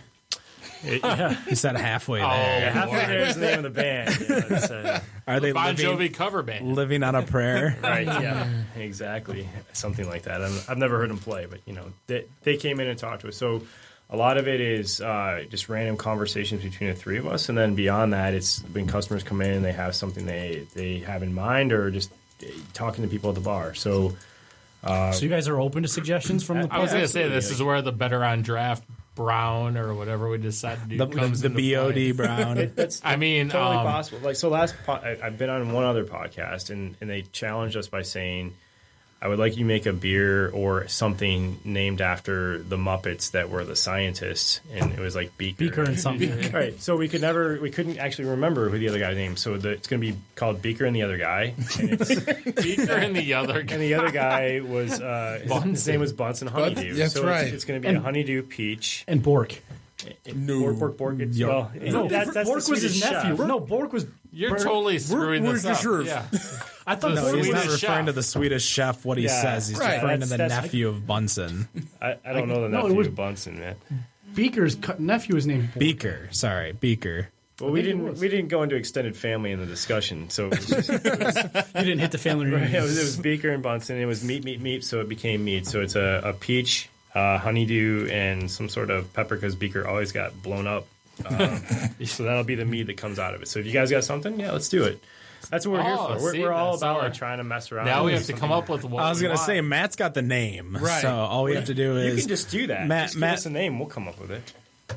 You know, I'm stumped. So let's call it an I'm stumped, and it'll be a root vegetable. How about because Mash. No, it's gonna apparently be out of I was gonna wood. say somebody just made a pasty beer not too long ago. That's gonna be up at the UP festival goodness. this Oh, weekend. what beer? meat. Pasty. Not nipple pierce. Different. Not nipple. Phrasing. It's got smells like cheap perfume and dollar bills. Smells like a Fatherly like a strip disappointment. club. Can we make a beer called "Smells Like a Strip Club"? I mean, we have smells Okay. like a safety meeting. Okay, smells like a strip club.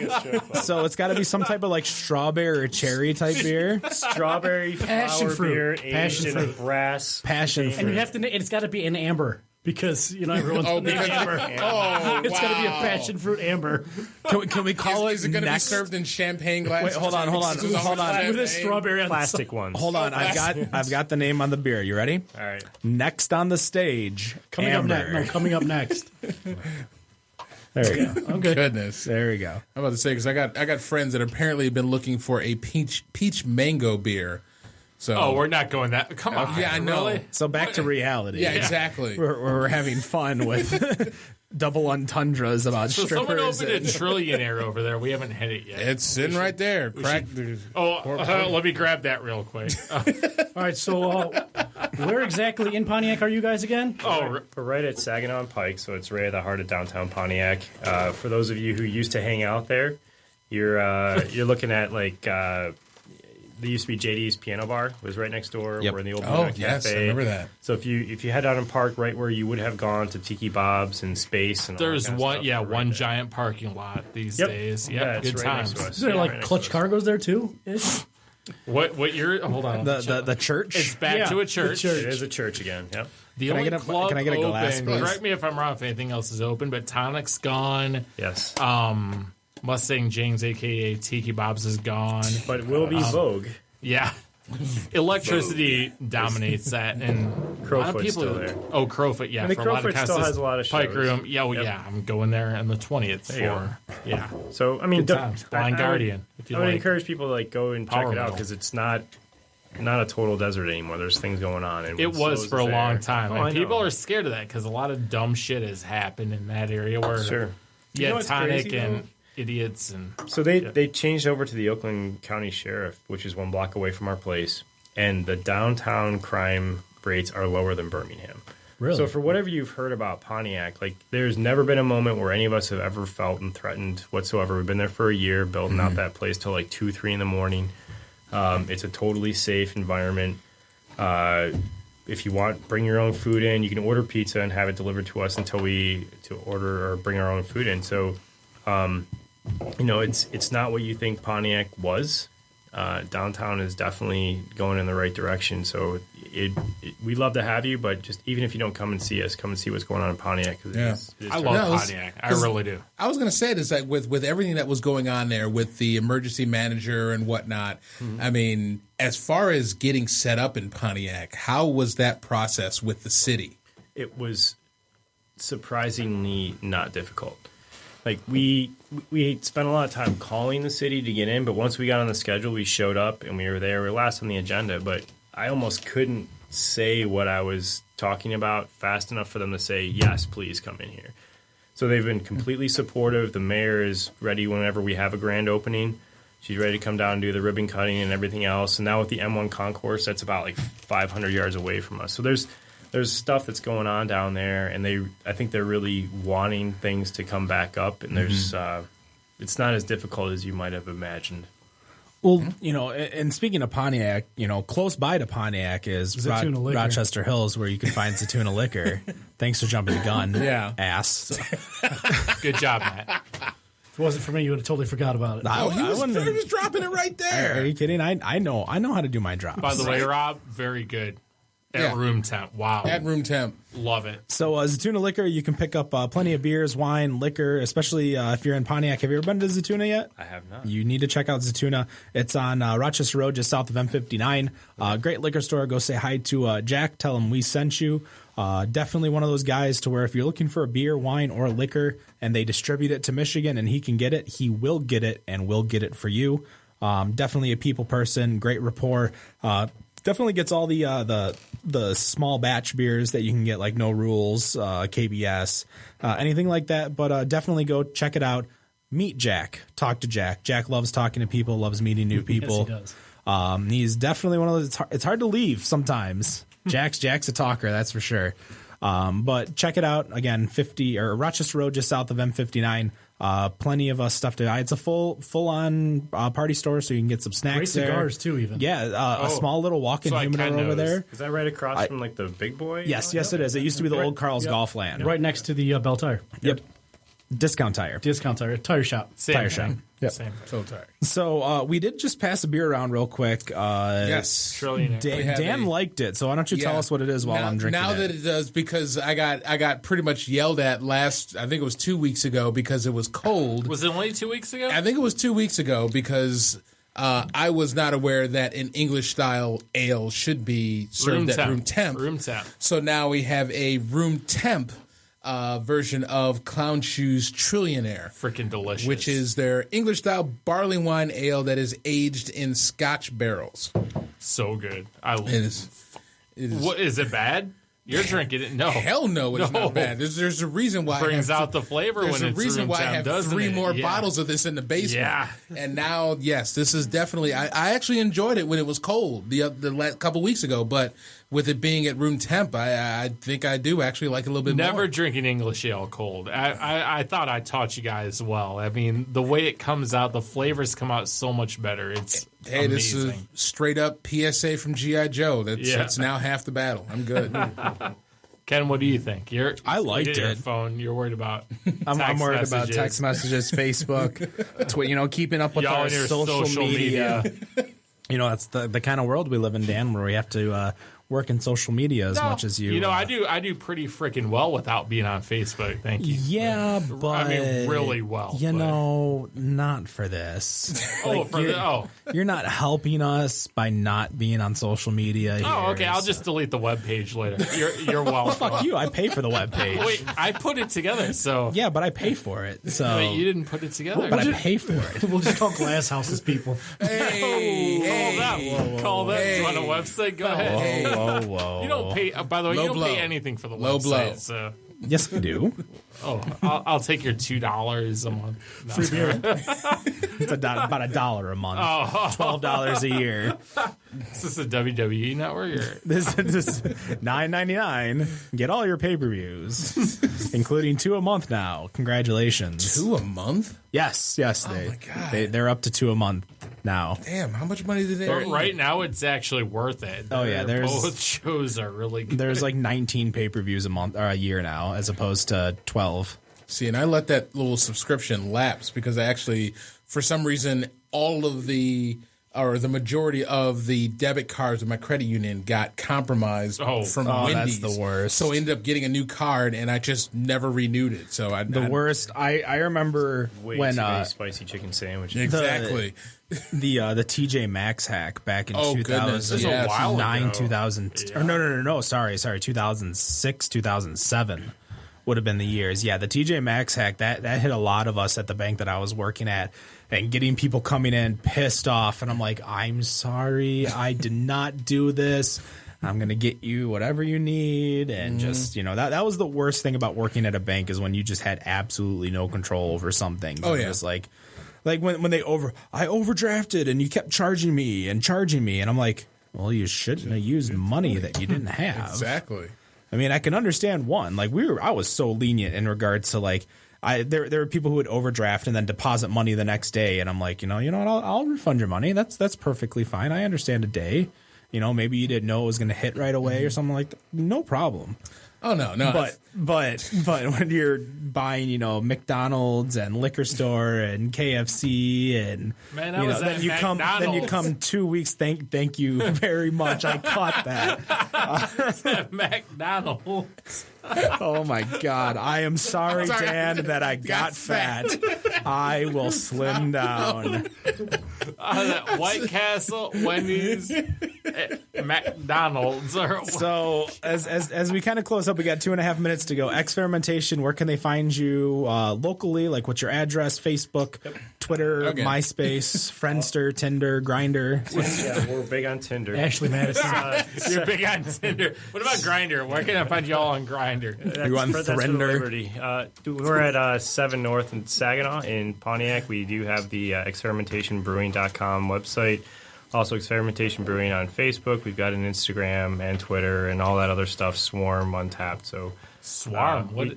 yeah, It's Foursquare. Oh, basically, Yeah. gotcha. Trying to keep up with that stuff, man. I wasn't real big on the social media until we got back into this, but we're trying to be everywhere. So if you put a name in, you should find us. And with their kind of awesome logo with its like go on. half calculus, half quadratic equation. Hold on, going Ken. on I'm here. going on Tout. Can I find him there? Find them in Tout. Find them on what's the actual Tout that worked? Vine? Yeah, Vine. Oh, Vine. You can find them I'm on Vine. Last Vine I have is when was it McCown getting blasted by Sue? Oh my god. Like, that was like 2 years Was ago. that the Chicago Bears one? It was there or the Tampa Bay. I remember the Bears one where I know it was Cutler. He hit Cutler like 5 yards past the line of scrimmage, and he got like a roughing the passer, and he's like, "What?" Yeah, who's a runner? He's like, No, McCown was a Brown when that happened. Just find them. "Oh." Find them on MySpace. Put Was them in your top McCown 8. the nut shot that he like wound up doing like a No, 360? that was Aaron. Houston. That was Houston. thought it Bald was guy. No, Houston Hoyer? bald guy. Thanks, Brian Hoyer? Brian Hoyer. Yeah. No, not Brian Hoyer. I thought that was Aaron TJ Rodgers. Yates? Schaub. No, Yeah, Matt he Schaub. wasn't Rogers. It was Schaub. Matt Schaub. Thanksgiving Yeah, where he Day. he Where does the the foot yes. went up. Like Yes. I was like, Yeah, wow. he That's when can- Justin Oh, when Forsythe- that's right. When the foot he went can up. do okay. a 360 fall on the ground nut tap perfectly. But he can't kick a field goal. Come on. Well, no, I think that was an extra point. okay. I still that was probably one of the smartest decisions I ever saw, because you know why he got that kick, right? Because he was a soccer player. No, he had won a contest to not do laps or something like that day. really? So all the linemen had a kicking contest, and the winner didn't have to do their laps that day or whatever. But they could have called a And Hansen was timeout also to out. let him That get was- a practice. Yeah. So, but that was like he kicked like a few 40-yarders. But anyways, that's going to do it for us here. Experimentation, we thank you for coming on out. Thank you. Once again, no matter what you think of your beer, we think it's better on draft. Have a good night. Better on draft. Have a good night. Better on draft. Have a good night. Better on draft. Have a good night. Better on draft. Have a good night. Better on draft. Have a good night. Better on draft. Have a good night. Better on draft. Have a good night. Better on draft. Have a good night. Better on draft. Have a good night. Better on